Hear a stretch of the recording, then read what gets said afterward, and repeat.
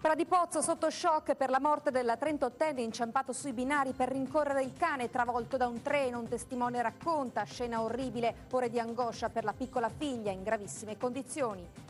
E buonasera da Venezia, ben trovati con l'informazione di Antenna 3 Nord-Est. In primo piano dunque l'assurda tragedia avvenuta ieri sera a Pradipozzo, dove un giovane papà è morto travolto da un treno mentre rincorreva il suo cane finito tra i binari. Una fine orribile ed uno shock per l'intero paese. Sono ore di angoscia queste per le sorti della figlioletta di appena 7 mesi, rimasta ferita nell'impatto. Il nostro primo servizio. E dire che Enrico doveva essere con noi la sagra ieri sera ed invece ha preferito fare 2 passi con la figlia.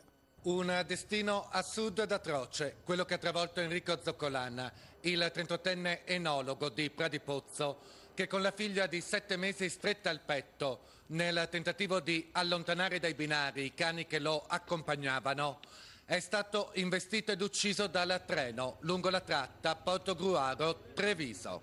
Una scena incredibile. Omar Vendrame è l'unico testimone oculare di quanto accaduto. Lui ha tentato di prendere un cane che proprio mentre arrivava il treno ha attraversato, però è scivolato sui sassi e il treno l'ha preso in testa, in pieno. Il racconto dei primi soccorsi.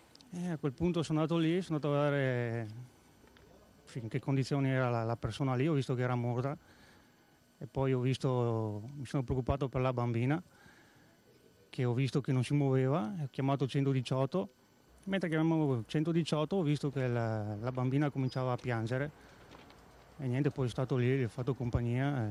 Ora la piccola è ancora ricoverata in prognosi riservata all'ospedale di Treviso.